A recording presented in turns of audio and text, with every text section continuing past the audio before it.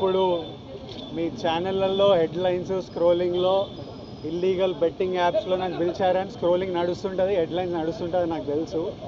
కానీ ఫస్ట్ దాన్ని gaming apps clarification గురించి విజయ్ దేవరకొండని పిలిచారు అని ఫస్ట్ ఆ హెడ్లైన్ మీరు నా గురించి మార్చాలి. ఎందుకంటే బెట్టింగ్ యాప్స్ ఇన్వెస్టిగేషన్ తప్పకుండా నడుస్తుంది. కానీ మనని పిలిచింది వాళ్ళకు కూడా తెలియదు మన పేరు ఎందుకు వచ్చిందో. బట్ మన పేరు వచ్చినందుకు వాళ్ళు వెరిఫికేషన్ చేసుకొని వాళ్ళ డెలిజెన్స్ తీసుకోవాలి. మనం చేసింది గేమింగ్ యాప్స్కి ఎండోర్స్మెంట్. గేమింగ్ యాప్కి బెట్టింగ్ యాప్కి అసలు సంబంధమే లేదు. గేమింగ్ యాప్స్ అనేటివి completely legal, recognised by the government, licensed as a business. వాళ్ళకి జిఎస్టీలు, టీడీఎస్లు, కంపెనీలు, it's fully registered, recognised by supreme court and various state governments. అది గేమింగ్ యాప్. అటువంటిది A23.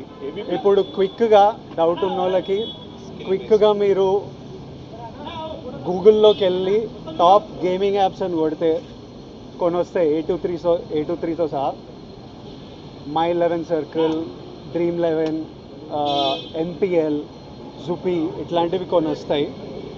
ఇవన్నీ రిజిస్టర్డ్ గేమింగ్ యాప్స్. ఇవన్నీ మన ఇండియన్ క్రికెట్ టీమ్కి స్పాన్సర్, మన ఇండియన్ ఒలింపిక్స్ టీమ్కి స్పాన్సర్, మన ఇండియా ఉమెన్స్ క్రికెట్ టీమ్కి స్పాన్సర్, ఐపీఎల్కి, ఎన్పిఎల్ ఒకదానికి అఫీషియల్ స్పాన్సర్, వేరియస్ కబడ్డీ లీగ్కి, వాలీబాల్ లీగ్కి అన్నిటికీ వీళ్ళు స్పాన్సర్ చేస్తారు. ఎందుకంటే these are completely legal entities.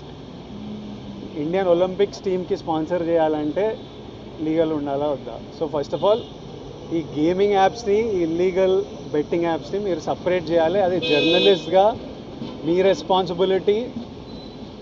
నా మీద మీకు ఆ రెస్పాన్సిబిలిటీ ఉండాలని కోరుకున్నా. కానీ మన పేరు వచ్చింది కాబట్టి కొన్ని క్లారిఫికేషన్స్ అడిగారు.